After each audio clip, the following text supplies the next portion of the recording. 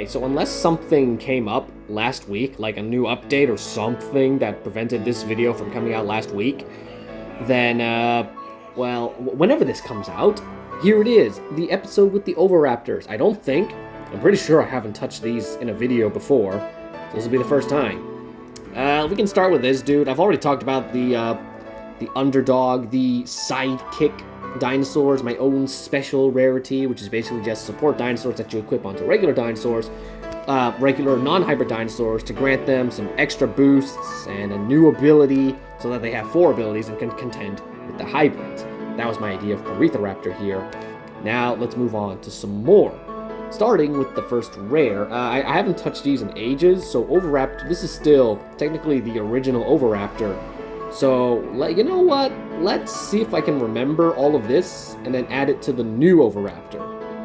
So if I just, let's see if I can even just load the Oviraptor and just see where I go from there, because Oviraptor has changed a lot since then. Okay, so first of all, I boosted the damage because I wanted these guys to be more glass cannon-y to keep their low health. Everything else can stay the same. Critical, I think I added you rend resistance, so let's give you, well, a lot of things resist rend now, so 25% rend, and give you swap immunity, because why not? Devious Strike, Dual Claw, Cunning Rampage. I gave you Rocket Alert, didn't I? Which was a ability that which is for the boss of the Host Maximus. Didn't I give you a swap in? Don't you? I thought you already had a swap in dodge. So I'm going to give you a swap in dodge right now. There you go. Everything else can stay the same. Will this... well, it makes sense to give you swap in dodge because you lose your sidestep ability. Now, let's see if that interferes with the pre-existing Oviraptor I already have out. Nope, he's right there. Changed. I don't know if that's the same as the one I did before, but there he is now. Oh, wait. I forgot to give him another one of the Host Maximus's moves. But you know what? Whatever. Oviraptor, buffed. Well, Dual Claw is already a pretty meh ability. Like, it's useful in this situation, because, like, that's 2,400 damage. And then as to Phlox, it'll be helpful for Phlox as well. Yeah, I mean, Oviraptor was always like a pretty meh kind of dinosaur to begin with, and this just makes it, now it's like, of course, it's like no one's using it, so this will make it back to meh again. And then we have Sitapati, something I created, which is just made to be, like, of course, I got the idea after watching that Sitapati short film, where the end of dinosaurs came out, and that Sitapati just realized this isn't the end, this is a new beginning, and kamikazed himself. So, of course, I gave him Greater Sacrifice. This is quite sad. He also has Rocket Alert and Collision. Okay, and Healing Rampage to make up for that Greater Sacrifice, which was, what does this do? I gave this to Arthropleura, right? Break Shield. Okay, target the highest HP. Break Shield, bypass armor, rend 50% of that target's max HP, and then sacrifice 25% of your own HP. Okay, it's not as bad as I thought. But then again, you have like 3,300, so that 25% can be a lot, honestly. And then a Healing Rampage to make up for it. Oh yeah, and I gave it even like a special spawn location. This is an event exclusive. I have very rare amounts of event exclusive dinosaurs. I think the only other one I can think of off the bat is Cychania. But other than that, all the other dinosaurs, just I gave them very random locations. Like, I don't know, it spawns in zones 1 and 2, or maybe it spawns only at the beach or something like that. Now let's move on to the Oviraptor Gen 2, which I honestly thought was irrelevant since you could have given a skin to the Oviraptor, but then again, these two look very different, so I guess it made more sense to make a Gen 2 rather than a skin, since skins just change the color, they don't add any features to it. Unlike what the Harpy skin really advertised in, like, for the Alankylosaurus. I think that was it. What did I change here? I don't remember what I changed to you. I gave you rend and stun resistance. That's it.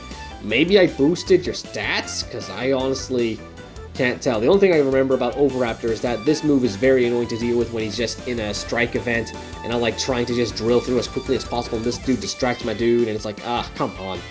So yeah, I don't think I boosted this guy much at all. Maybe I should have given this dude more attack or more health, but this guy has a counter attack and it's a pretty powerful one as well. So I think just a slight boost to help him boost his numbers. That's what I did with a lot of these Oviraptors. I didn't think too hard about what I'm going to do to them, but you on the other hand, you're terrible. I think you probably changed a lot since I last saw you. No, that's right. I boosted your resistances based on what was given to you on your buff. But either way, your health is still bad. You have crazy damage now, though. Not a lot of health. And Venom Spit, which just comes from an exclusive move I made for the Dilophosaurus. Cleanse, reduce damage, nullify all positive effects, attack 1.5, reduce damage by 50%, and reduce speed by 50%. Pretty powerful move, and this targets all opponents, so yes. As well as having Devious Strike, Critical Impact, and Distracting Rampage, and Venomous Counter, and Critical Obstruction. Then we jump into its hybrid, Oviraptor Moloch, which debuted at the same time as Megalochops. And this guy was equally disappointing, if not even more disappointing, honestly. Yeah, sure, it had some cool abilities, but they didn't work properly at first. Now they work properly, like Alert, Distracting Impact. I don't even remember how that works. You can read that yourself. I didn't make any of these abilities up. These are all the same abilities. I just added Venomous Counter, Swap in Charge, and maybe boosted its stats a bit. I can't remember. I honestly, again, this is another one where I'm like, it would look cool, but it's like, it was so disappointing when it first debuted that I'm just so numb to it, and I don't think they even gave it a buff since then. So that just makes it even less appealing to me. Like, be honest, aside from Oviraptor Gen 2, did you remember any of these dudes in the game? You probably remember Oviraptor because he pops up in short-range exclusives, but these guys, do you even know these guys exist? Do you remember what these guys looked like aside from their profile pictures? No, you don't. Don't lie, I know you don't. Spinovanix. Oh wow, I need to change that profile picture to something a little more creative. Anyway, this is just a hybrid between one of my favorite hybrids here and Oviraptor, which I don't care about in this game anyway. This version really has no reason to exist anymore. 4,200 health, 1,800 damage. I really tried to make these. I made a lot of glass cannons during this time. Do I even? Oh yeah, this was a really old one. Devious Strike, Evasive Wounding Strike, Group Cunning Impact, Definite Rampage and Run. Maybe I could switch out one of these moves to Dual Claw, but honestly, I like the way this turned out. This is fine. Rocket Alert, Shattering Swap in Wound, Critical Obstruction, a bunch of resistances. Spinovanix build their nests near rivers and lakes that are highly populated by fish. When the hatchlings are born, they feed on as much fish as they want. Okay, that wasn't a lazy introduction. Very nice. No images again, so we're just moving on. Wow, that was loud. Well, like I said, I'm still, as I said in the last video, which was a week ago, I'm probably back home by now, but yeah. Looks like there's only one more here. It's Spinovichion, which is a hybrid of the last dinosaur I just showed, and Stegovichion, which is from the Stegus, one of the first hybrids I ever made up on my own. Oh well, one of them. I said one. A lot less health than most Apexes, a lot of damage, a lot of speed, a lot of armor, a lot of critical chance, very insane critical damage, Devious Strike, Evasive Wounding Strike, Group Shattering Impact, Taunting Screech? What is this? Cleanse all negative effects by shield. Yeah, cleanse all negative effects, shield by 50% for this turn and 4 attacks. Self, taunt, target all opponents, reduce speed by 50%, and break shields. This is actually kind of weak. Unless I gave you a powerful counter, I did not. I did not give you, wow. Oh no.